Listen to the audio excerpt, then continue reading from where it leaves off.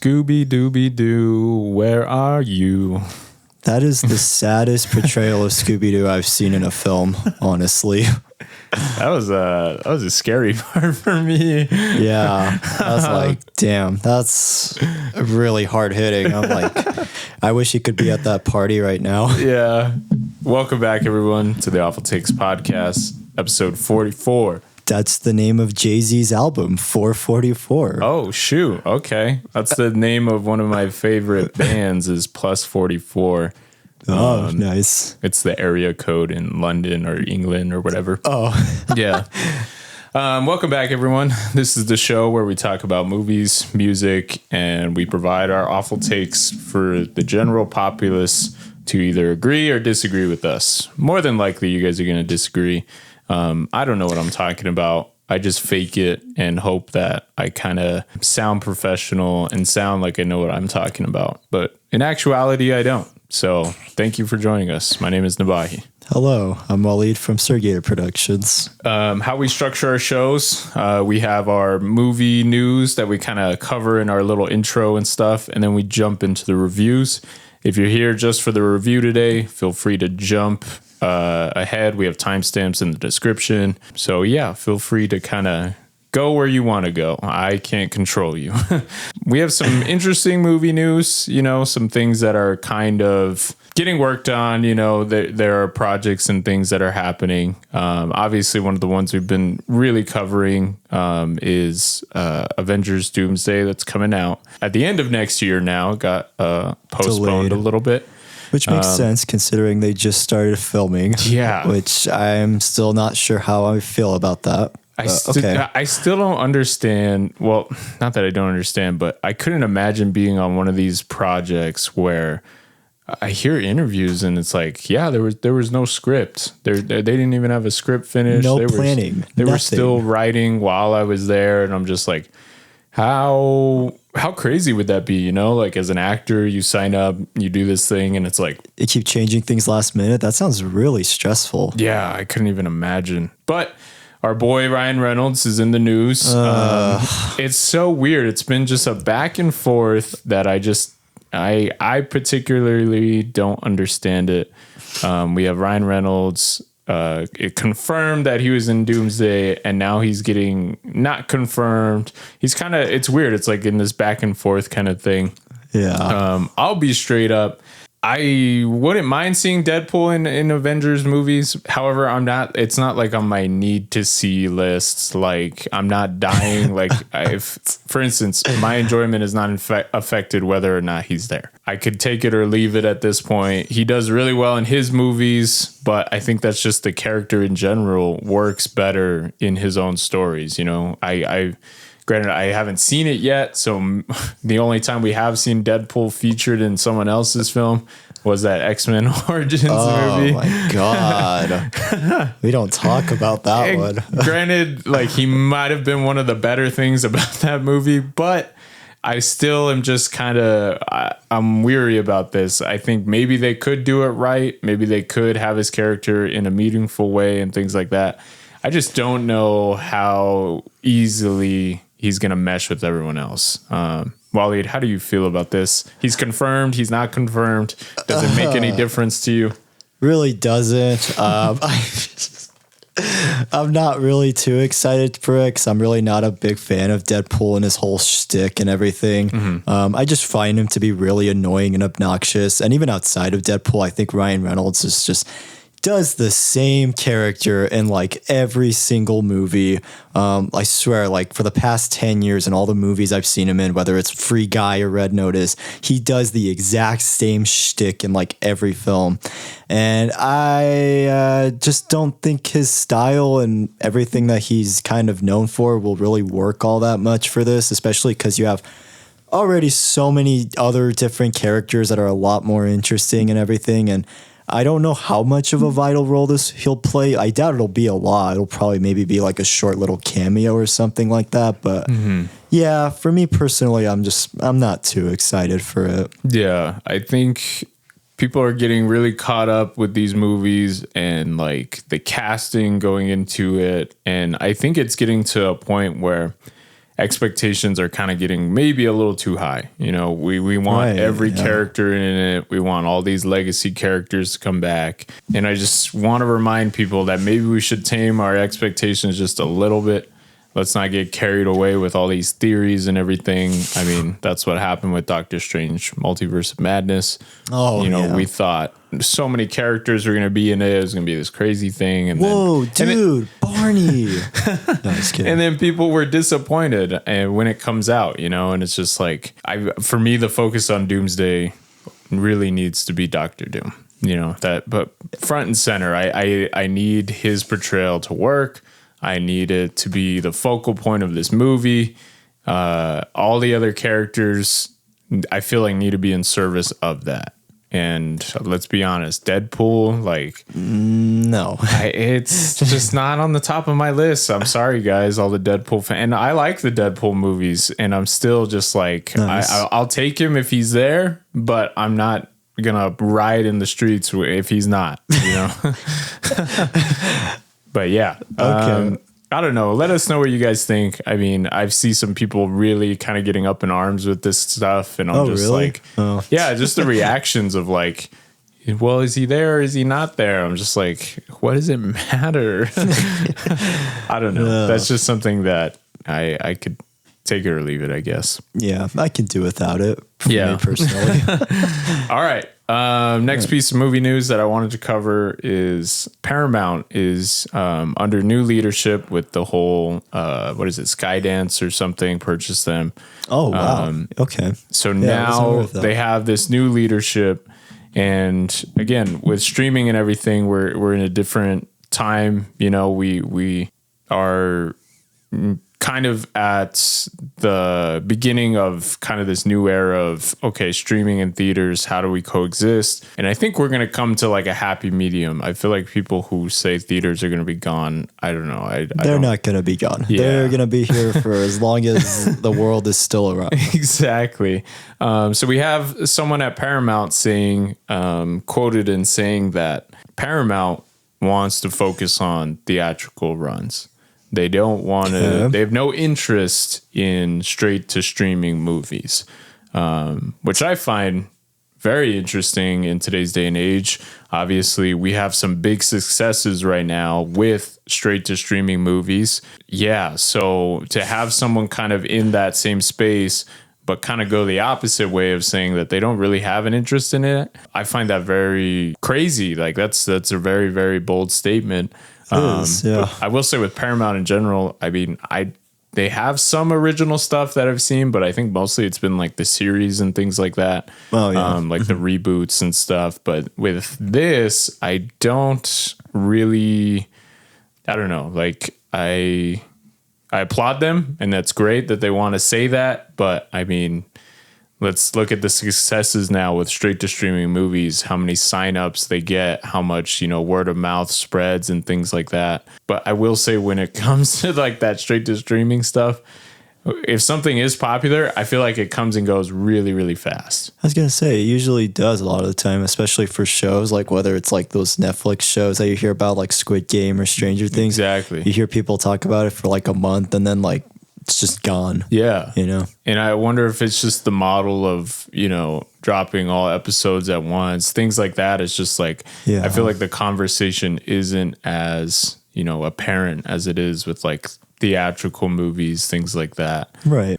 I don't know. That's just something that I'm excited that he said that, but I'm also just like, well, I'll have to wait and see how it pans out. Yeah. I would love to know what movies they put in theaters, that are worth putting in theaters. Like, are they going to be films that like you have to go see in a theater, or is it just going to be just like your average kind of movie that like honestly could have just fit on streaming anyways and would have been better? That's true. Yeah. I wonder with him saying that, I wonder what kind of movies they'll be adding to the theaters. There are those experiences now when you go to movies and you kind of have that thought in your head of like, I could have seen this on streaming and I think I would have been fine. No, I feel that way with some films for sure. I'm like, yeah, you didn't need a theatrical release. Yeah. It's going to be a very interesting place that we end up in. How are these two going to coexist? How are, movies now being made, are they made in the context of like a straight to streaming type thing? And that's one of the things that I wonder too. It's like, how much money does a straight to streaming movie actually make the company, you know? Yeah. Because it's like, how do you judge that based off of like signups or minutes watched? You know, it's just like, does it turn like a big profit, or are these big blockbusters and things still outputting a lot more money than, you know, most other straight to streaming movies, things like that, especially when these budgets on some of these shows and movies are insane. Hundreds of millions. I'm like, oh my God, like, how do you make your profit back and everything?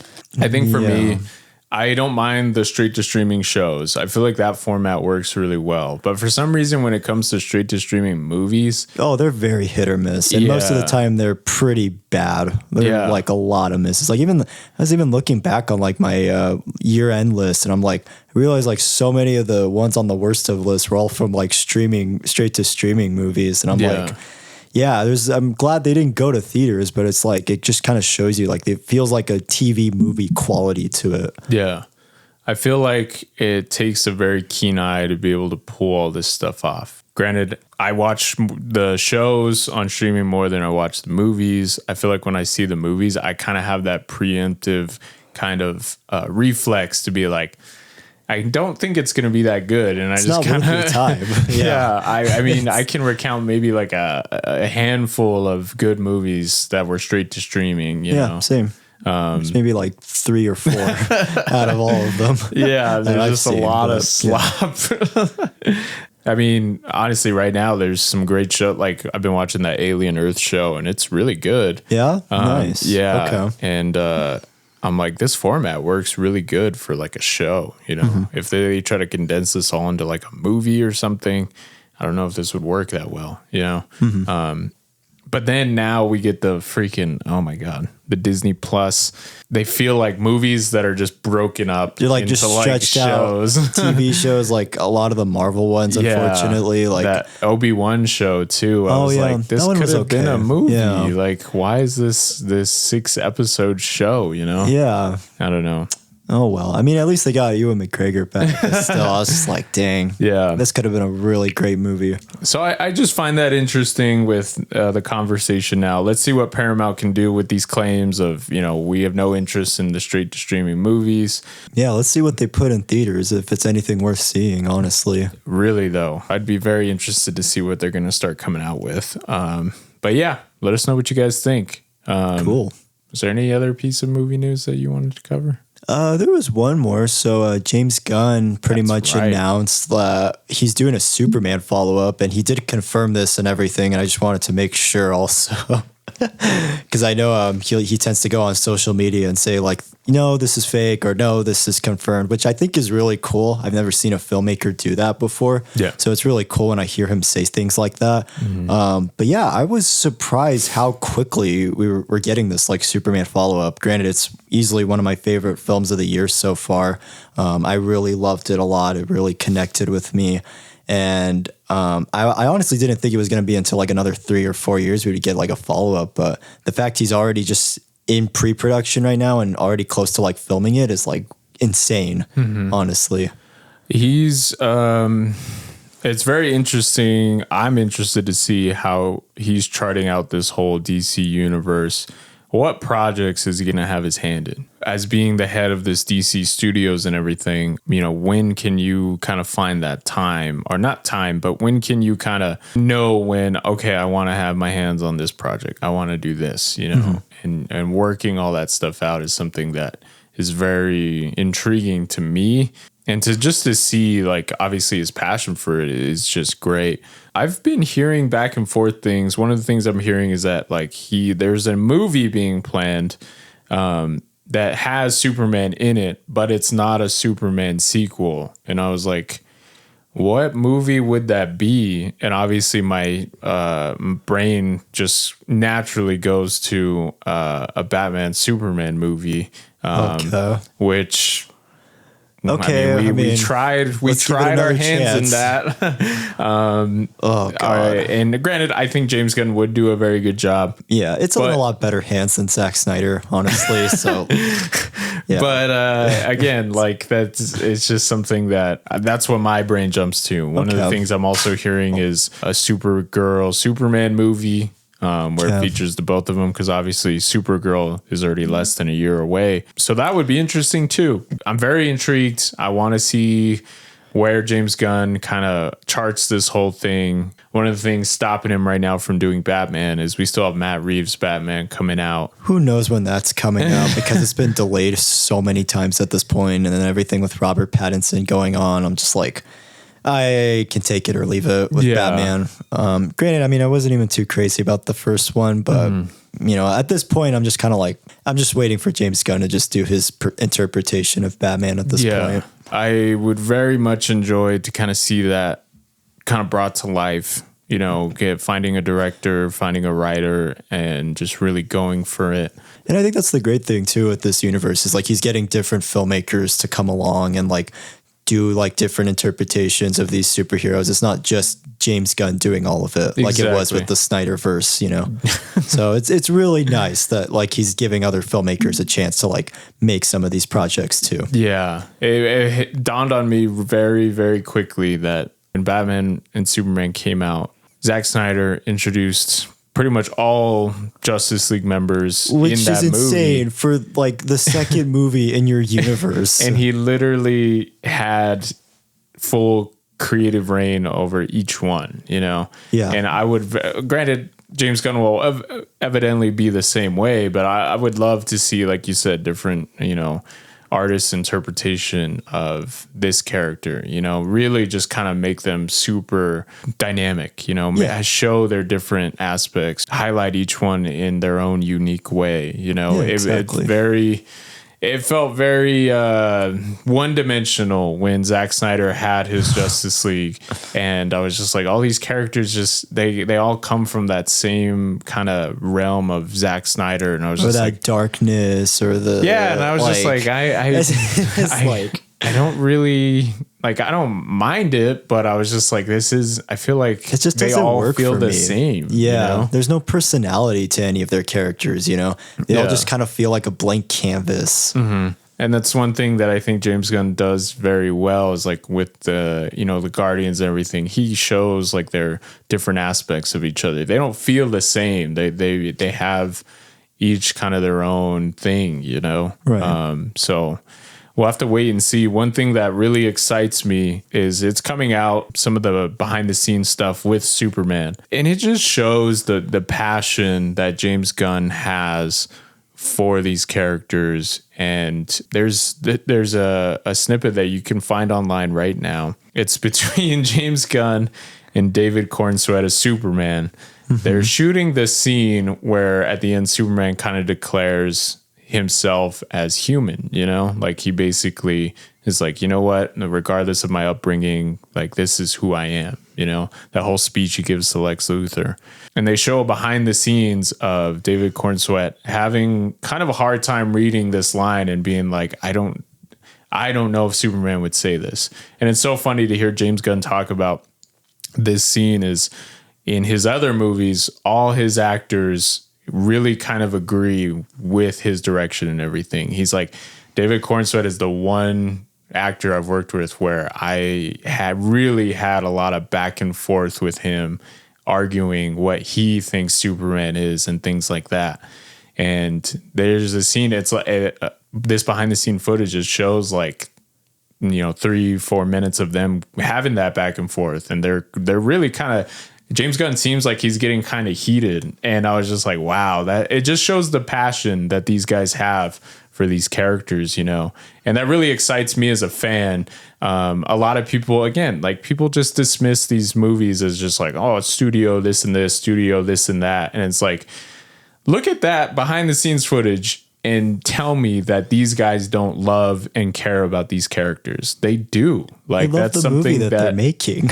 And that excites me as a fan because it's like they think the same way we do as fans of like, we need to get this right. You know, this isn't just something that we come in, we set up these cameras, these green screens, and we roll cameras and then it just works. It's like, no, that's not how their approach is to making these movies. You know, they may have deadlines, they may have corporate drive behind them, but these are artists who actually care about what they're portraying on screen, you know.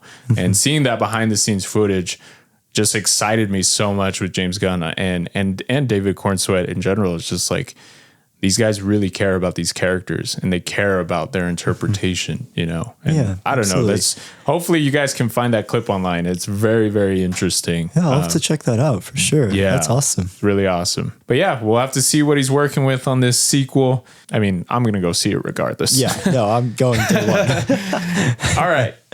Movie review time. We have... What do we got? Danny Boyle. He's, I'm not shy about it. He really is one of my favorite directors of all time. I really think he deserves to be in that, you know, top tier A category among directors. He really just, I don't know. It's just something about him. His movies just really connect with me generally most of the time. And I always just get super into his craft, you know, and I get super into his visual style and everything. It just really just leaps off the screen at you. So we have 127 Hours, 2010. 2 years after Slumdog Millionaire, which is insane. So he's coming off of his Academy Award winning movie. He won Best Director, Best Picture. They pretty much kind of swept the awards. Well deserved. And at the time, it was one of the highest grossing movies of all time in terms of budget. So the budget was very small, and the amount of money they grossed from that was at one point the highest intake of money that a studio has ever seen. Oh, wow. So here we are. It's kind of a follow-up, but not a sequel or anything like that. Just his next movie. And he is portraying the story of Aaron Ralston, a man who went... hiking in a canyon, and he ends up upon this kind of drop into this kind of crevice in this canyon, and this rock slips from underneath him, and he ends up getting stuck. His arm gets stuck between the wall of this crevice and this rock boulder that just fell off, and he can't move and he can't escape. And over the course of a couple days, he slowly starts to come to the realization that, you know, if I don't do something, I'm going to end up dying here. Very, very much a human story, but also inspirational story. You know, it really is just something that I think needs to be seen. You know, this is something that really, this is one of those movies that gives you just an appreciation for the life you have. You know, it really gives you an appreciation for the things around you that maybe you might take for granted, you know. And I feel like this movie doesn't overtly state that. You know, this movie works in the subtleties and everything, the visuals and stuff. I mean, granted, that message is probably hammered in more towards the end, but I feel like Danny Boyle does such a good job of not just hitting your head with the same message, you know, just throughout the whole movie, characters stating stuff, you know, things like that. Yeah. I hate it when movies do that. It's very on the nose. Yeah. But granted, this is one of my favorite movies. You know, this is what I think it really shows what a director can do with so little. You know, like I mentioned in the last episode, I can't imagine the challenge of taking on this movie and wanting to direct a man in a canyon for days without anyone else around, like, and make it as investing as possible too. Yeah. I'm just like, I don't even know how I could make that. And we have Danny Boyle staples in this movie. He has some of the greatest visuals, incredible music choices as always. Incredible, you know, cinematography, incredible. Wide range of emotions too. The way he can make you terrified one moment, and then the next you're just laughing, and then the next you're just like in tears. It's like I'm like 6 movies in this guy's filmography. I still don't know how he does it. It's incredible. So one of the things I'll just kind of we'll get into, but first I'll ask Wallied, have you heard about this movie? Have people mentioned it in your circle? Is it something that is talked about as much, because I feel like this movie does kind of get not forgotten about, but I mean, it was nominated for Best Picture, but oh, nice. Okay. I feel like this movie is kind of lost between that shuffle. Obviously, Slumdog Millionaire being the big success it was. Mm-hmm. I actually had heard of this film a little bit when I was like in middle school. I remember seeing the poster and I thought it had looked really cool. That's a great poster, by the way. It is a fantastic poster, but I never heard people really talk about it all that much. And then it wasn't until I got more into like Danny Boyle like a couple of years ago where I started kind of hearing a little bit more about this movie and how it was like one of his best films and how it was like James Franco's best performance. That's kind of mostly all I had heard from it. But I didn't hear this one talked about as much as like 28 Days Later was, or Trainspotting, or even Slumdog to an extent. Yeah. So we'll get into the story and everything, but first we're going to take some kind of time to obviously acknowledge the elephant in the room. This movie stars James Franco, and now we know what James Franco is kind of guilty for doing. He has a lot of controversy surrounding him, and now he's not really in any movies anymore. You know, he kind of is taking a step back, I guess you can say. Exactly. And this is one of the things I kind of wanted to get into with this movie, just because without James Franco, you know, he's literally at one point the only actor in this movie. Right, exactly. He's the main focus of it. Yeah, you really have to acknowledge that. And I kind of run into that when kind of recommending this movie to people, is just like, you know, take it, you know, kind of think about it beforehand. You know, James Franco is very much the star of this movie. He has all the stuff he's been guilty of doing. I think in this instance, when it comes to this movie, because it's portraying this kind of real life person, I think I can do a better job of kind of, you know, being able to not forgive him in any way or kind of disacknowledge it, but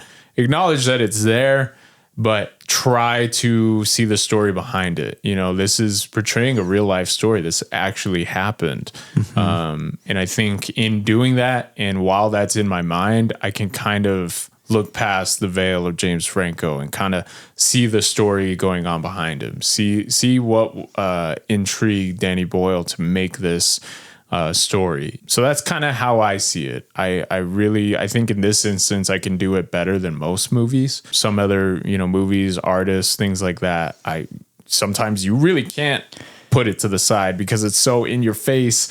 And it's just exactly. Like, all right, I can't do that, you know? And yeah, I guess that's where I stand with this movie, is because it is that real life story. I'm able to do it better than, you know, some other projects and things like that. Okay. Yeah. How do you feel about that? So for me, when it comes to separating the art from the artist, I think for me, I am able to separate his performance from the real life controversy, aside from one scene. We'll get into that. Yeah. For separating the art for me is like, I think the one time it won't work is if it's like the art bleeds into the artist, basically. So like, let's say like, for example, like if the whole movie was him just being a weirdo creep and everything like that, I would not be able to watch this movie. It would just take me out of it a lot, unfortunately, if that was the case. But I feel like for me, that's kind of where I'm at with this. It's like, if it bleeds into like the artist's personal life and it's like you can't unsee it when you're watching it because it's so ingrained into the movie, that for me is like a big turnoff. That happens for me with him with The Disaster Artist. He's portraying Tommy Wiseau and he's directing these behind the scenes stuff, and he's very clearly taking advantage of his actors, you know, things like that. And I'm like, that's maybe a little too close to the real life situation, right? To kind of, for me to kind of just be like, it's just a movie, you know, I can't do it, you know? And I just kind of am like, you know, this movie's kind of tainted for me now. So, you know, I feel that way with, God, it sucks so much I have to say it, but I feel that way with Baby Driver, unfortunately, because like 3 of the actors in it are just like all terrible people. Yep. And even Ansel Elgort's performance, just like, I can't see it the same way now after watching it, you know? Yeah. And same with Kevin Spacey. I mean, look at everything now with him. I mean, even the line he gives where he's all, look at the balls on that kid. I'm just like, yep. You're like, oh boy, that sucks. it kind of becomes like this cloud kind of looming over you while you're watching, you know, and it's just like, I just can't, you know, you just kind of pull yourself out of it, and it just affects your enjoyment of the movie. And it's just like, I can't even sit here and kind of, you know, forget all this controversy, things like that. So I think that's when we kind of run into those moments of, you know, actors being changed, things like that, you know, into production, stuff like that. They get replacements. Yeah. I mean, as much like, for instance, let's take Jonathan Majors with Kang. We're obviously talking about Avengers and things like that. Yeah. Can we imagine if we try to forget that controversy and then Kang has a scene in the movie where he's beating on one of the Avengers or something? Like, come on. It would just taint the whole movie. Yeah, it's just like art imitating life, life imitating art. It's like, you can't unsee it. So now that he's not in the movie, it's like, okay, like, clearly that's the best choice, you know? Right. But for this instance, we didn't find out everything until much further down the line, which is unfortunate, you know, because I think if they would, I'll say it, like, I don't really think James Franco brings too much to the table to where I can't see another actor taking on this role. Exactly, yeah. I think the story really speaks for itself. The directing speaks for itself to where James Franco isn't for me like the standout actor of the 2010s, you know, in this movie. Not really. Yeah. You know, I will say it's his best performance in my opinion, because out of all the ones I've seen him in like some of the Seth Rogen movies or like the Disaster Artist, like you mentioned, I really don't care for him a lot of the time. And I just don't really find him to be that interesting of an actor. Even when he was like on Freaks and Geeks and like when he was like an up and coming actor, I just always found his performances just kind of bland anyways, you know? So this is, and it sucks. It's unfortunate. This is the one time his performance like actually kind of works for me. Yeah. All right. Let's jump into the movie. So this movie, wow. It opens, opening credits. Danny Boyle, again, I didn't have a problem with this in 28 Years Later. It's because I've seen this in his movies. He takes clips from things and he just, I don't know. It's just, it's one of his talents of finding visual cues that attribute to the story that he's kind of telling, you know? Yeah. It's insane how much he can just suck you in like the first 5 minutes, you know? Great. And it's awesome. And he just sets the tone so quickly too, like, which I really love a lot about this. The opening has all these clips of, you know, just kind of humanity in general, you know, across the world and everything. And again, that speaks to me that this story very much is, you know, the human spirit. And it wastes no time. Like Danny Boyle is just, him and his editor, I swear, like they just know how to get straight to it. Don't leave anything, you know, there's really no room for, you know, just kind of wasting time, filler.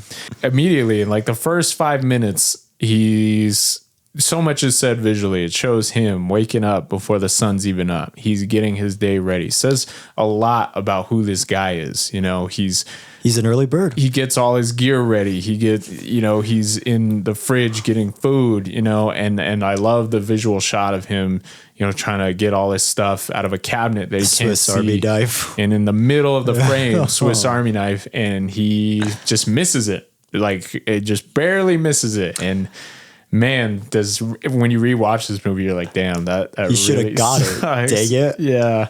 And again, this movie gives you an appreciation for life and everything. Rewatching it, like seeing him going through his fridge, it's like, had he known, takes so much more food than you would have taken. You know? It's just crazy. Immediately, it just shows this guy driving, you know, out of state. He's going to this hiking expedition, things like that. And he loves it. You know, this is his life. This is what he loves to do. You know, these small moments where he gets to kind of be on his own, in the wilderness and things like that. That's what he enjoys. It's his calling. Exactly. Yeah. It's incredible how they portray it too. He's doing like bike riding. Yeah. I love when he's just taking this walk and, he's just going through like the canyons. It's just like, there's something for me personally, like it's so peaceful to watch that. And I love the transition of him falling asleep in his car and immediately just jumps to him biking, and it's just like, it's such a cool transition, by the way. Yeah. That's one thing this film has that I love is that the transitions are awesome. Amazing. And it just shows him, like you said, being kind of a man with nature, and this movie gives you kind of that appreciation for that, separating your, personal life of, the day-to-day stuff with work and things like that. Really just kind of taking a moment to kind of sit in, this place that's, just nature, and it's quite the opposite you. of like the city life. Exactly. And it's quite the opposite of like being at home and things like that. It's something I could just honestly relate to hard because I love going on nature walks personally. Yeah, it's amazing. So he comes across these people and everything, these two girls. Kate Mara, which is crazy. Yeah, I was like, oh, she's in this movie, Yeah. He's kind of maybe a little showy with these people. Obviously, he knows these places in and out like the back of his hand, and kind of shows the arrogance of this guy, partly. And I think it's important to show that. It's important to show how you may end up in one of these situations by maybe being a little too arrogant, overconfident. You've done it a million times, but who's to say that this is the one moment where it doesn't go right? Right. That's really scary. Yeah. And they set it up really quickly too, which I love. I will say in this scene though, the only thing that did affect my enjoyment with it was just James Franco saying the line of like, he's all, yeah, we can go into this pool, but it's even better without your clothes on. I'm like, I did cringe a little bit. Yeah. And I was like, oh, yeah, don't say that, please. I don't want you doing that to these women. Yeah, that really, I remember watching that too, and I was like, all right, like that's a little much right now. But luckily the scenes, it's brief. It's only quick, so it jumps across this montage of them in this water and everything. And then after these women kind of take it upon themselves to invite Aaron to this party and everything. Scooby-Doo themed party. Yeah. God. And, he kind of says, yeah, I might go this and this. And then he kind of takes off and going through this canyon. You have this music and everything, and incredible music in that scene. Yeah. He portrays this is something one of my favorite scenes in Trainspotting is where he's going under like the water basically, and it's like this beautiful music. It very much felt reminiscent of that scene for me personally, and in the scene where they're like jumping on like the cliff and they're going through like the water and everything. Yeah, it was really, really cool. I really love. I don't know what it is, but he portrays underwater sequences in like such a beautiful, euphoric way that I haven't seen too many filmmakers do. Yeah. And I love the colors, obviously, with Danny Boyle. That's something with him. Very bright, vibrant colors. Like he really shows this desert in such a colorful way. Yeah. And there's foreshadowing in some of the shots and things like that. One of the shots that I love it, is him taking a drink from his Camelback, and it's just like the shot of the water kind of coming up through the tube and everything. Oh, that was a great shot. I would love to know how they filmed that shot. Yeah. And then they show it later with like the pee. It was like, ugh. Yeah, that was like gross. The foreshadowing of like, oh shit. But man, something about it, sound design, the shot of him drinking the water and everything. In this movie, I feel it so much. It's just like anytime he takes like a drink of water, I kind of feel like this kind of relief, of like, damn, I really love water. And here I am sitting in this movie, eating popcorn and soda. And I'm like, I really need to appreciate what I have around me. Let me take a big tall gulp of that water that I have next to me. He's great with this too. And this is one of the reasons why I love this film so much, but this is very much like a high adrenaline rush, especially when you're in the desert or you're doing like a nature walk, or you're diving into this like pool, or not pool, but like this lake. It's just like that. It is such a high adrenaline rush when you're in that situation, or when you're in like the canyons and things like that. And it is so perfectly encapsulated how it feels to be in like the desert or going on like those walks. Yeah. One of the moments, maybe a little bit before, when Aaron's going through the canyon and everything, we get the first kind of original composition for this movie. A.R. Rahman. He's back, and man, I love it in this movie. He does so much with so little. It's a lot of the composition minimal in this movie. Very simple. Very surprised. Yeah. Really glad that Danny Boyle got him for this movie, but I swear that music when he's in that canyon, I just love it. This is one of the few movies where after watching it, you buy the soundtrack. You have to listen to some of those compositions again. And then not to mention the music selection that he gets. I love how he blends both really well between the A.R. Rahman score and then just like the licensed music. It's just like, it's like a perfect sandwich of both like emotions. One of my favorite moments, it's obviously later in the film, but he's like cutting off his arm and you just start hearing these like really loud, noisy screeches between this like more like guitar, laid back guitar music. And it's just like, oh my God, that is such a great juxtaposition to like what you're watching. And it's just like that music perfectly encapsulates that scene. So we get into the canyon. We see the moment. He's... Granted, damn, this is where I would turn back and leave. He's at this drop, and it's a pretty big drop. It's very claustrophobic for me personally. Yeah. Like just him going through like the tight spaces in that canyon, it was just like leaving me a little uneasy. Yeah. And it sucks, but he pawns this boulder, and he kind of checks it beforehand, with his foot and everything, and it seems steady.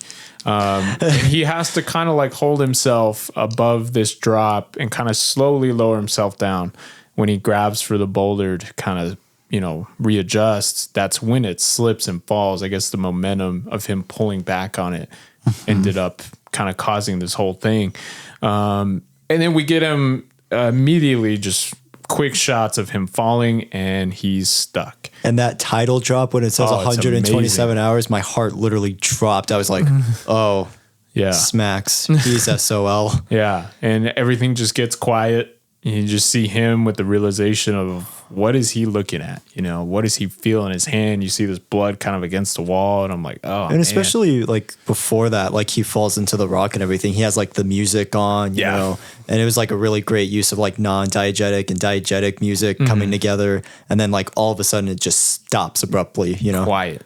And it's great. You really get to see the situation that he's kind of in. He tries for a little bit to kind of get himself out of it, but I mean, nothing works. You see the frustration set in right away of this situation. Like, can you imagine like being stuck in a place and you can't leave? Like that's terrifying.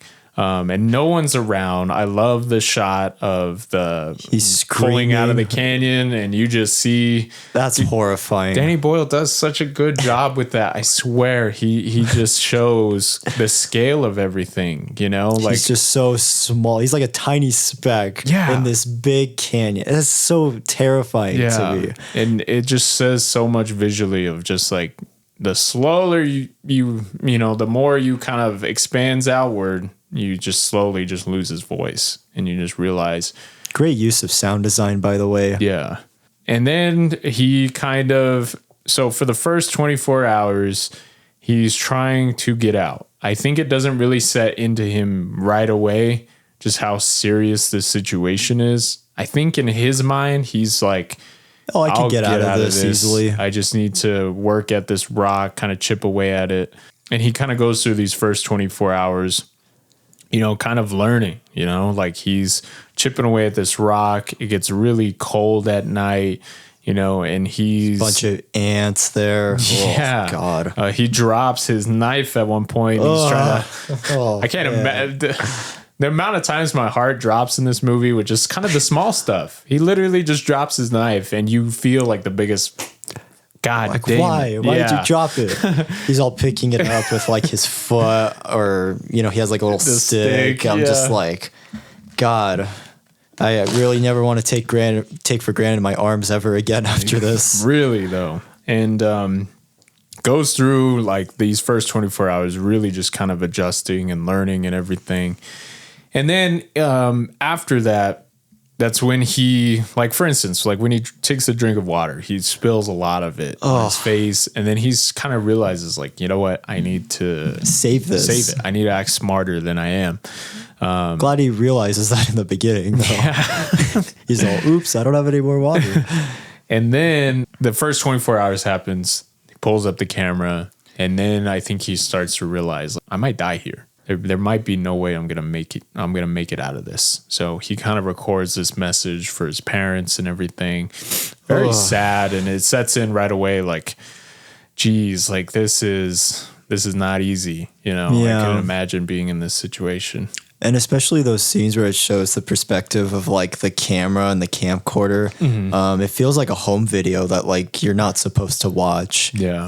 It feels like this is somebody's like last goodbye, and it's really hard hitting. Like, especially when he's just like, one of the scenes that I think hit the hardest for me was where he's pretending to do this like morning show at the beginning. It's all funny and comedic at first. And then it's like, he starts kind of realizing there's like nobody around, and he realizes that he might die alone. And that's like a really scary thought, and I think that scene shows it really well. Just the scenes where it feels like a really kind of messed up vlog, honestly, of just like, it's somebody just going through it and they're trying everything they can to survive. It's really, for me, that was really really hard to watch at points.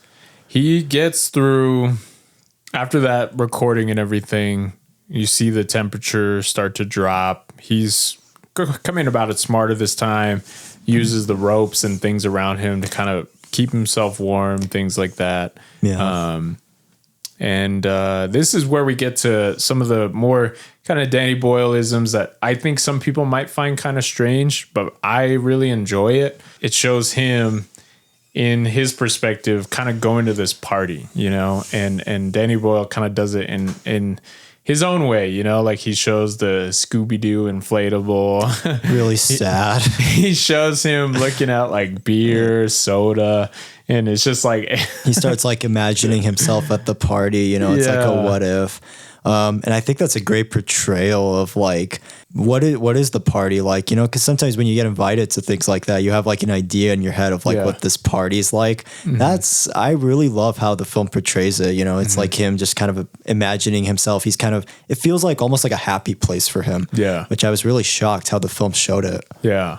And I love in these moments where he's kind of in a different element, it shows him obviously as a spectator, and it just kind of shows him in the shadows, just kind of watching. And it really kind of adds to the thought that, he is kind of screwed, he's not going to be there at this party and everything. It really gives you, again, an appreciation for the stuff. Like, he's just looking at a can of soda and I'm like, damn, I'm like, I'm really appreciating right now that I'm not in this situation. And I just love that. I love Danny Boyle's approach of like, you know what? Let's show kind of his internal thoughts. Let's show what he's thinking, and let's take time for that. Like, that stuff's really important. And I love it so much. He kind of finds those moments where it's nothing too big, but in the context of the situation the character's in, it's big for them. Like in the morning when he sees how the sun at the right angle kind of goes through this whole crevice that he's in. For like 15 minutes. Yeah. And it cuts to him as a kid with his dad, kind of waking up and seeing the sun. And I'm just like, it doesn't overtly say that much, but in seeing just that small moment between a boy and his dad, you really get across a lot of emotion, and you kind of get that feeling of, hope, love the music with the sun and everything. That simple guitar and everything is just great. It's so beautiful. Yeah. And I love like the scene where he's recording his sister playing the piano. Yeah.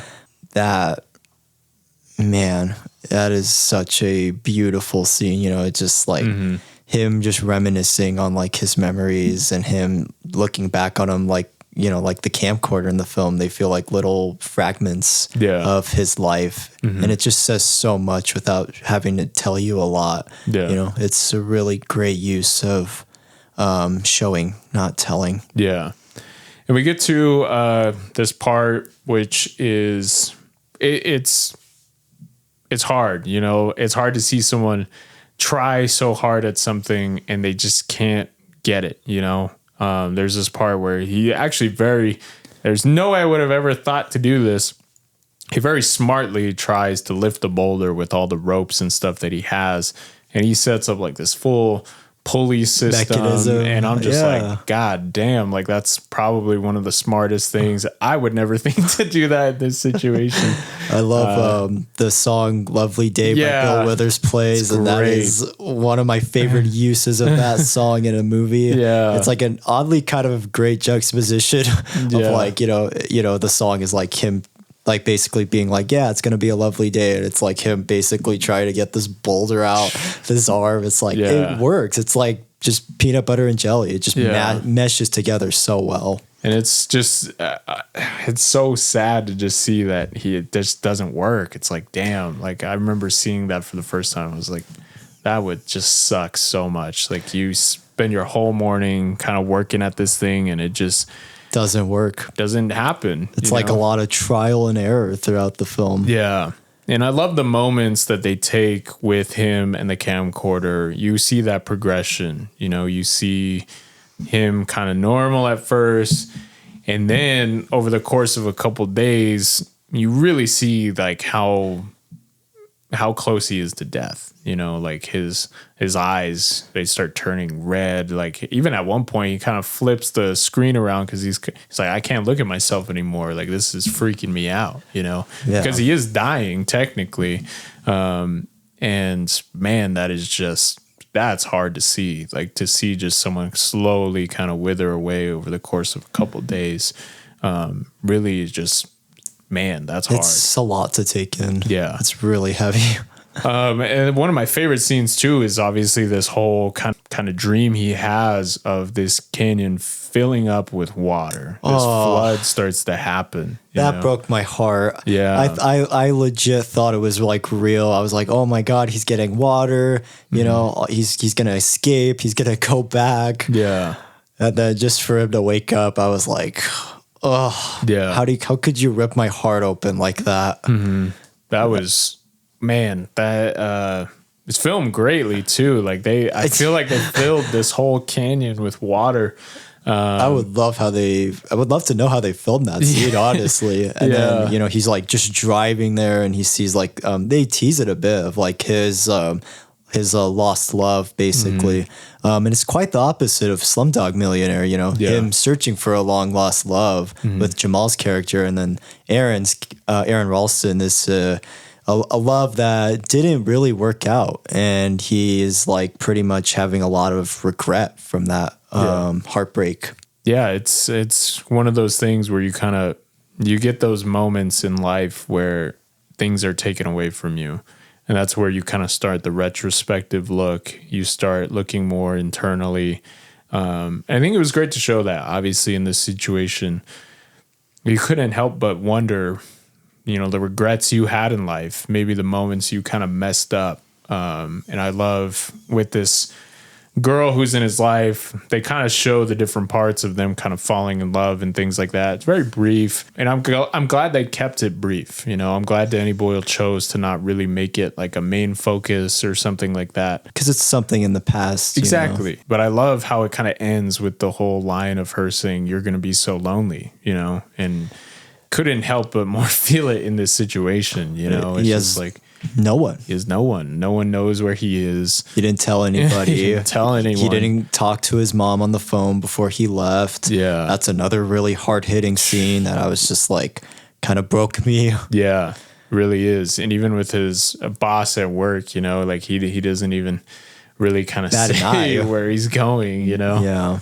I'm like, man, that sucks. And granted, this is like 2003, so there's no iPhones or anything like that. There's no like easy way to get help or anything. So it's like he's pretty much just like on his own. He doesn't have anybody else there. Yeah. It's just really like heartbreaking to watch. And the only thing you can really hope for in this situation is for someone like him to go through this canon, you know? Yeah. But chances of that happening and where exactly he is, again, like maybe more people would be like me and kind of see some of these drops and be like, you know what, I'm not doing this. Yeah, right. And man, it's just it's hard hitting throughout this whole movie, the emotions and everything, the dream sequences, stuff like that, kind of him being retrospective with his past. You really get a lot in such a small, short movie. It's crazy. It's like 90 minutes too. Yeah. And yeah, with credits. With credits too. And yeah, so much happens. Mm-hmm. It just blew my mind. I was like, because that's one thing that was going through my head of this. And granted, I mean, some of my favorite movies of his are 90 minutes, but I was just kind of thinking to myself, I was like, how are they going to get across all of this in like a 90-minute runtime? Yeah. But man, they are able to get so much in such a short amount of time. Mm-hmm. One of the scenes I want to talk about that you mentioned earlier was the scene of him doing kind of this morning show. Obviously, it's very funny at the beginning. Which is like, again, that wider range of emotions that he can put in just one scene. I think that scene really shows it really well. Really encapsulates it really well. But then at the end of it, you kind of start to realize that this guy's kind of losing his mind, you know? Yeah. And it hits very hard of like, oh man, this is... It's like you're watching someone just deteriorate with your own eyes. And it's hard, again, it's like, it's just hard to watch, you know? Because it's like, he really doesn't have anybody else left. He's pretty much taken everything for granted at this point, and this might be his final time before he leaves. Another one of the things to kind of show the scale of everything, which for me, maybe with my own kind of overthinking ADHD brain, I kind of do this a lot, which is probably why it speaks to me a lot, is just the kind of thought of like this rock maybe might have been like a piece of meteorite that like fell from the sky. And I love the visual shot of this, you know, meteorite kind of falling. It was like a destiny type of thing. Yeah. And I'm just like, that's so, to me, that's creative. And I'm like, wow, that's great. It's a lot more existential than you realize. Also, it's like, it feels like everything was like intentional for this moment, you know? Exactly. Like he had to go on this journey, and he had to probably get smushed by this rock for him to maybe come to that realization, which is really sad to think, but it's like, that's what it took for him to maybe realize, like, no, there's a lot more to life than just, you know, being by yourself or being alone. Like, it's the people around you that when you make these connections with people, that it's one of the most important human things that you can do. And I feel like that's really like what I got out of that scene and what I felt like the whole film was saying. Yeah. I love the setup of this scene. He's, you know, pretty much accepting his fate. He's got bugs crawling all over him. At one point, he kind of stabs his arm, and you hear this like hissing, deflating sound, which I guess actually happened, which kind of showed like the blood loss in his arm. When you hear him hit it, you hear this hissing of like, yeah, his arm's kind of deteriorating. You know? That's what I was wondering too. I was like, God. Yeah, that is. And the great shot of him with the knife in him, and you see it hitting the bone, and he slowly starts to realize, like, if I'm gonna do anything, I my bones are right there, like, and I'm just like, oh my God, like this is. It's like horrifying. It's like a horror movie at that point. I'm like, oh my goodness. And then it kind of sets up. He kind of does like this tourniquet and everything, and now at this point, okay. It's one thing to like, you know, realizing like, okay, he has to cut off his own arm. But the thing that they show well is, yeah, he's been chipping away at this rock. This knife is really dull at this point. So it's like, imagine cutting off your arm, but like with like a butter knife now, like it's not clean, you know. It's not like in the movies where you see like this axe or a sword take off someone's arm and it happens in an instant. Right. No, this is something he's gonna have to work at. But anyways, past that, it sets up, which I think is just great. Lots of germs. Sorry. Showing his family. You know, I love the shot of him in the boulder still and everything, and he sees like his family on this couch, you know, and he sees all the important people in his life and everything, and man, that's sad and it hits really hard. Or even the part where he's like sees his sister in her wedding gown and he's like, I'm not going to be there, you know, I'm sorry I didn't make it to your wedding and stuff like that. Oh man, that's heavy. That hits really hard. Don't make me start crying now. But it sets up one of the important parts for me that I remember when I saw it, I was just like, holy shit, like that was a great setup. Eventually what kind of pushes him to kind of go through this whole, even just the thought of, you know, cutting himself free. He sees this kid sitting on this couch, and eventually you start to realize like this is his kid, you know, this is kind of his future and what could happen if he is to get out. It's like a vision. And man, it's powerful. The music that plays at that moment is just, oh, it's so good. It is so uplifting. And I swear in that scene, I just get moved to tears. I'm like, holy shit, like this is what Danny Boyle does best. You know, he has just great visuals, great music, and just kind of that uplifting feeling in those dark moments. You know, I kind of mentioned it with 28 Years Later. He can do both pretty much almost seamlessly at the same time. And I am just in awe of how that is even possible. I don't know how he does it, honestly. Crazy. It's just, man. Yeah. He is able to, again, like we kind of mentioned, like he says so much without having to say a line of dialogue. Yeah. You know, it's really incredible visual storytelling. And that's one of the things I love so much with Danny Boyle is he can show that hopefulness in such a unique way, but show it in a way that doesn't feel like corny or like sappy or anything like that. And I love in that music composition, you have A.R. Rahman singing, and then you have Ditto with her amazing voice. Oh, and okay. Was that what it was? Yeah. Okay, cool. And it's original music written for the movie, and it is just like, again, like their voices just work so well together. It's heavenly for sure. It's just amazing, I swear. Okay, cool. I did not know that was Dido or Ramen. Okay, that's really awesome. It's works so good. And then it kind of sets on this part.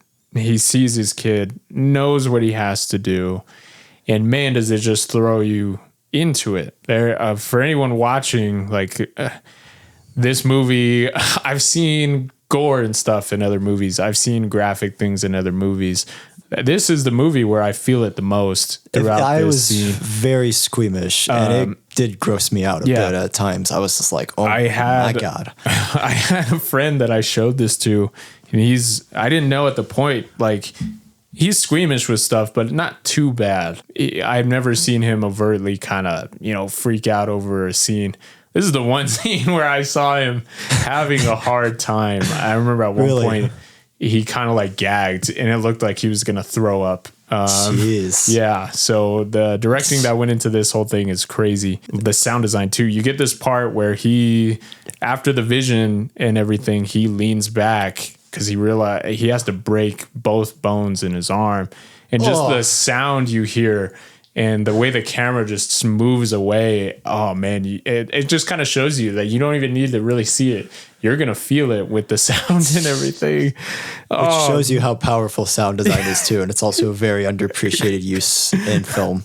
It really is. Man, that's every time you hear that, it's just boom. That terrified me. Really did terrify me when he broke both of his bones. And then when the music, like I said, the music from A.R. Rahman comes in and he's like cutting it off, like each bone, and he's like cutting it off like the veins. I love the evolution of the music. It's this song that's titled Liberation. Okay. And when he first tries to get out, you have like a more stripped down version. It's just this kind of guitar, this kind of acoustic guitar, showing the severity of the situation he's in. Here's it again when he's in the dream of the flood and everything, and he's getting out. Now you have it in this one, and it's again an evolution, like you mentioned with the electric guitars, kind of this whole amping up this feeling, and it's just so, it's graphic, you know. Yeah. But the music really encapsulates the feeling that you have in this scene, and it's just like, it's actually happening. He has to do this, you know. Yeah. It's like life or death. One of the things they don't show in this is, I guess, while this was happening, there was parts where he ended up passing out due to blood loss, and he would wake back up and just start working at it again. Oh my God. Okay. Probably one of the, like I mentioned, this is probably one of the most graphic scenes I've seen in a movie. It couldn't help but be more said in the part. I swear, every time I jump with this scene, and it's due to the sound design, it's due to the visuals and everything. He sees a nerve in his arm, and it's like this tiny little white little piece.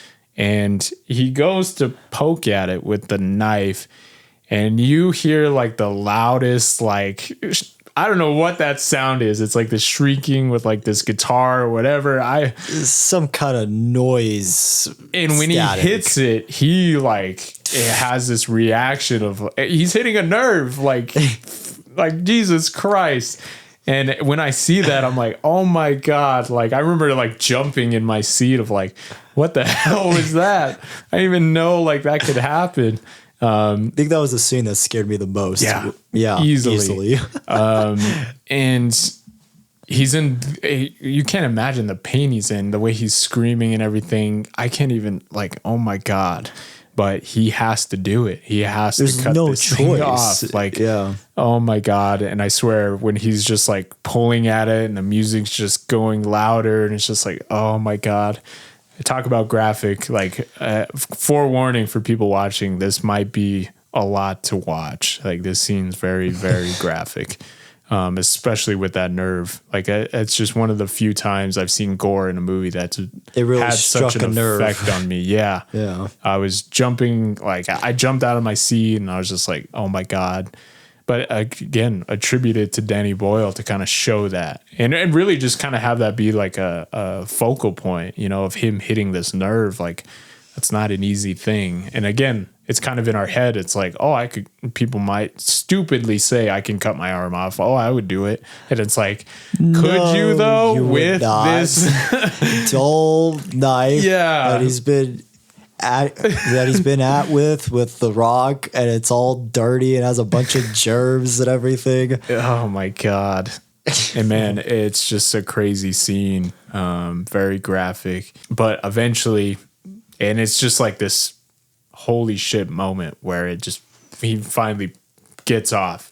I felt a big sense of relief. Yeah, and he just backs up, and the music gets quiet, and he's just standing there, and you're like, holy shit, he's out of it. Yeah. He's free, you know? And I was just like, whoa, man. I felt a big weight lifted off my shoulders after that. I was really, like, though. Nice. Finally, I can breathe for once. Yeah. So it's not only enough he cuts himself loose, but he still has quite a journey ahead of him. Let's not forget how long it took him to get where he was. Right.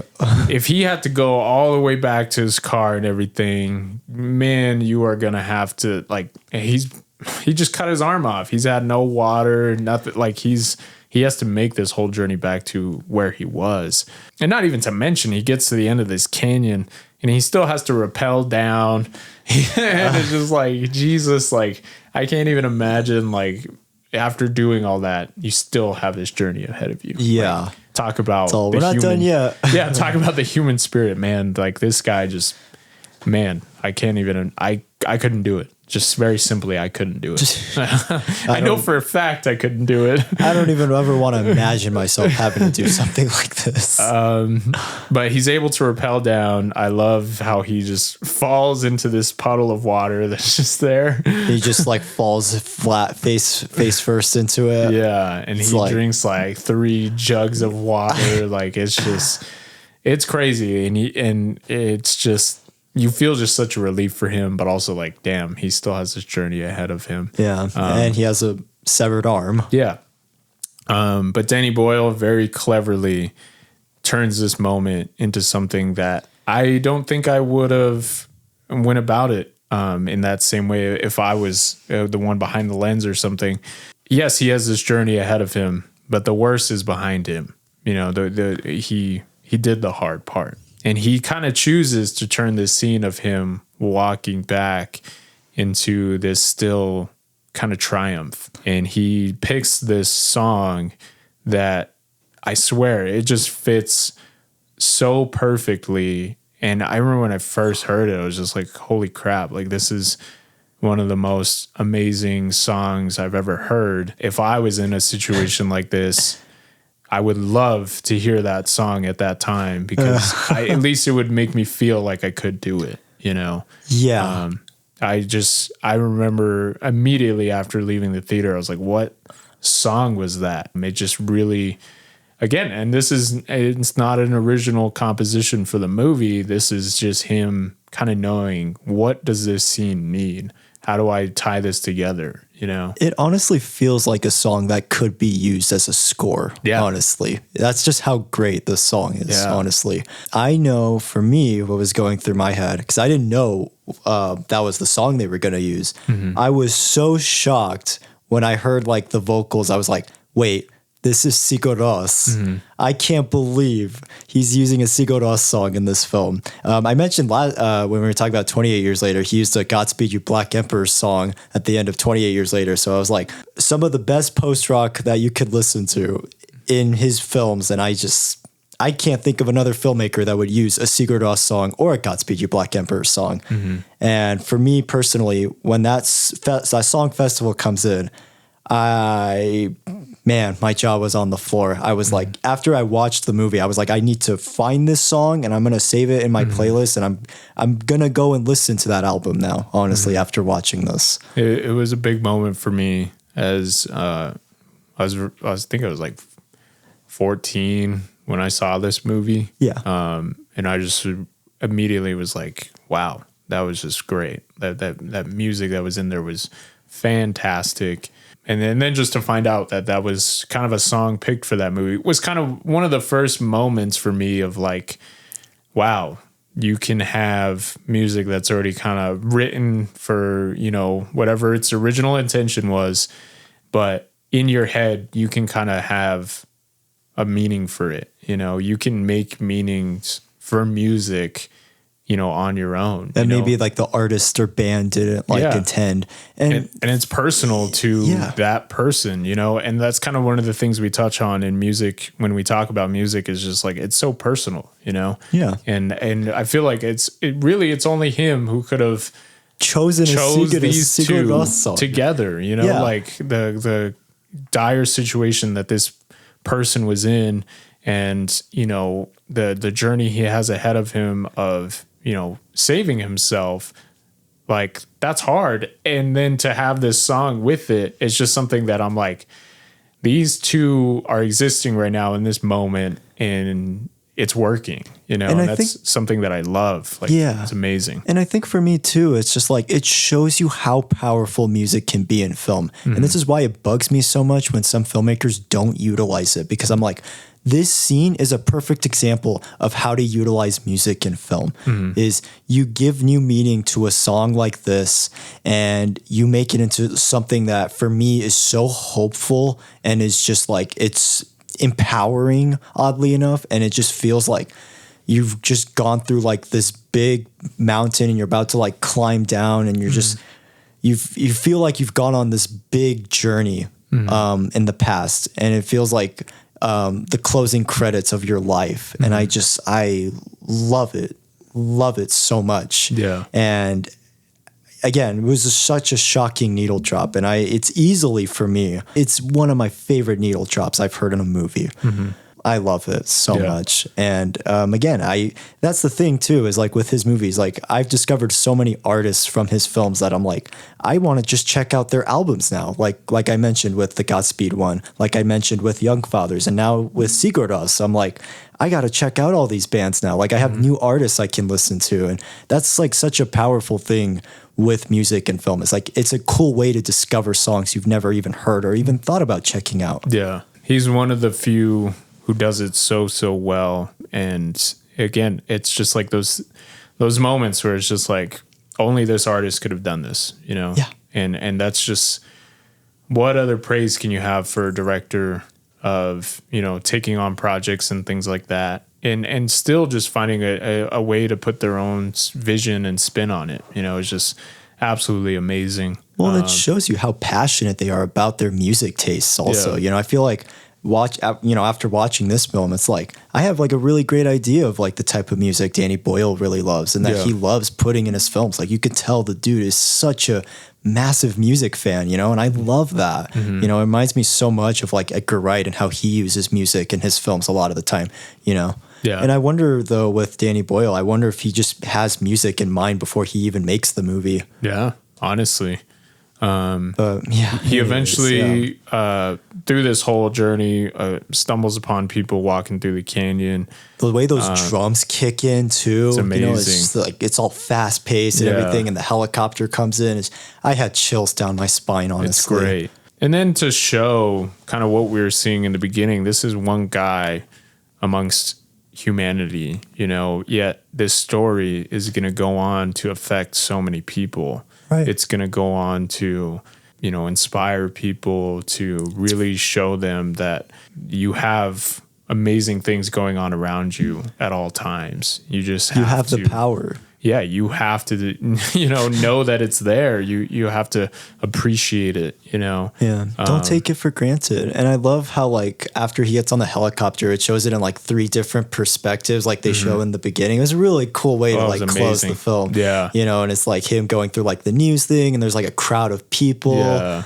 And then he's like swimming, and just the music just keeps rising up like a lot. Like, God, it is so beautiful. I'm just like in shock. And again, it feels like, damn, like this is working for me so much. And not only that, but I just feel so powerful after watching that. And it's an inspirational thing to show that this guy went through all this, and yet he still does what he does. You know, he still goes climbing. It doesn't scare him. Yeah. Which is like, crazy. I would have been like, I'm done. I'm never doing that again. But again, I'm not as strong as this person. But he has a will to live. He has a will to fight, you know? Yeah. And I love how it shows him with obviously his kid, meeting his wife. Get to see like the real life Aaron Ralston. That was really awesome. Yeah, like, that was all great. sitting on the couch. That was great. And then it just has the line at the end, like he still goes out journeying and everything, and he just leaves a note now. And I'm glad that didn't really stop him. Yeah, I know, that was really funny too. Yeah. And I'm just glad that like that didn't really stop him, even after all the turmoil and everything he went through. He's still, you know, he's still going to make those precautions. He's still going to improve. And I think that's a powerful thing to show, is like he's still improving as a person, you know, but he's still passionate about the things that he loves, you know, and he's going to continue to just go on, you know, his adventures and everything. Cause that's what life's worth living for. Yeah. And, yeah, it's great. I mean, this is again, one of my favorite Danny Boyle films. It really does a lot with very little, you know. I would love to see more directors do something like this, you know, like you got done doing your big budget movie, dial it back now. Like think of something that's very small scale. What can you do with little, you know? Yeah. That would be something I'd love to see a lot of my favorite directors do, of just, you know, maybe taking on a story that is a bit more straightforward, grounded. You know, and it's grounded, and it's not this, you know, super crazy ambitious, high budget film. Yeah. Because for me, this just shows like, man, this guy really could do it all. And like, he just has such a fantastic range also, you know. I think for me, honestly, this might be my favorite bottle film I've seen since The Father, honestly. Like the fact that you're able to be so invested and feel such a wide array of emotions with a guy just in a rock, basically, and he's stuck and can't leave. That is one of the hardest challenges, I think, as a filmmaker that you can do, is make something that is entertaining, but also just has incredible, compelling drama. And it shows visually what he's able to do. Like he gets stuff across so simply. Like I can't even imagine some of the directors who would take this on and then be like, well, we're going to go back to this moment in his life and then we're going to let that play out for a bit, you know, like, oh, it'll be 10 minutes, it'll be 15 minutes of like him before when he's with his former lover. And it's just like Danny Boyle is just like, the scenes are what, maybe a minute, 2 minutes, and he gets so much across in such a short amount of time. So much is said visually about who this guy is, and it's just like, and the movie's under an hour and 30 minutes, and I'm like, he got so much across. And it's just a really talented director who can do that, you know? And not only that, but it plays so well into like the memory aspect of the film, because that's how memories feel. They feel like just little short films, you know, and then they're just gone. Exactly. You know, and he really portrays it so well, you know, to a point where it's like, it's heartbreaking to watch at times. Yeah. Score wise for me, controversy included. I will say the only cons I really have with this movie is some stuff could be lost on some people visually, like I mentioned with some of Danny Boyle's things. For me, I like him, like when he does the whole the Bill Withers is playing Lovely Day, and it cuts to like these commercials of like soda, and then he has to like pee. But it's really funny. And for me, I really like it, but for some people, they might just be like, "What the heck is that?" It's all just some of those, you know, Danny Boyle subliminal messaging. I could see people having an issue with. Okay. Yeah, I mean that really is it for me. Like you're seeing some of the best editing you've ever seen. You're seeing some of the best directing you've ever seen. You're seeing some of the best music selection and composition.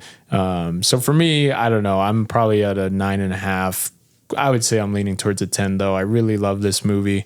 This is one of my favorite Danny Boyle films. This is for me something that I kind of have as like a template for other directors, like do something small scale, you know, do something that's more personal, you know, showing that kind of creative lens you can have, you know, with something that isn't that is a challenge. Again, like I said, this movie, I can't imagine taking on this movie. Like that's crazy. But he pulled it off, and he does it seamlessly. Like I swear, it's just for him. I feel like it's just not a challenge to him. I feel like he really just knows how to handle these things, you know. And it's for him. I just never really that struggle of what I'm saying of like taking on a project. You never see it on screen. At any point do you feel like he couldn't quite get the best performance out, or he couldn't quite match the music. No, he does it amazingly every time, and I don't know how he does it. But yeah, Wallied, what are you thinking with this movie, score-wise? Man, welcome to another Danny Boyle film. I don't know how this guy does it, but man, he still continues to impress me. Even this is my 6th film I've watched of his, and I'm still just shocked that it's like a new color in his palette of just incredible genre films. And the fact he is able to try out so many different things is still genuinely impressive to me. And not only that, but able to keep you on the edge of your seat and still entertain and still have this high adrenaline rush that he's so good with doing is still just genuinely impressive to me. I love how small scale it is. I really love the performances in the film. Even James Franco, I would say, honestly, he does do a pretty solid job with this, honestly, even controversy aside. Mm-hmm. And like I mentioned, the one scene that did take me out a bit. But yeah, I think this is a really hard thing to ask for an actor to do, honestly, you know. To be able to show that is a really impressive thing, honestly. Mm-hmm. And the fact that it's 90 minutes and it still gets a lot across that most 2-hour films can't even do sometimes is crazy. Yeah. Again, just incredible music choices. Still shocked by that Sigur Rós song. Thank you, Danny Boyle. Now I have a new band to check out now, so thank you so much. But yeah, for me personally, I would say I'm at a 9.5 out of 10 for this. This is absolutely amazing. I definitely see myself watching this again in the future for sure. Yeah. Let us know what you guys think. I mean, if you haven't seen it yet, couldn't recommend checking it out enough. With controversy, obviously, you know, kind of go into it. Be a little wary. It sucks we live in this world where, you know, people take advantage of other people and the power that they have. Really creepy and disgusting. It's unfortunate. Unfortunately. But I mean, if you can put that to the side, again, try to keep in mind this story did actually happen. This is something that it really shows, again, like the drive of the human spirit. So yeah, let us know what you guys think. Another warning, very graphic. Very violent. One of the hardest gore scenes I've ever had in the movie. And man, it's should literally just be a horror movie, honestly. Just forewarning, again, my squeamish friend almost threw up at the end of this movie. So just keep that in mind. If you're squeamish, maybe, it could be pretty tough. For sure.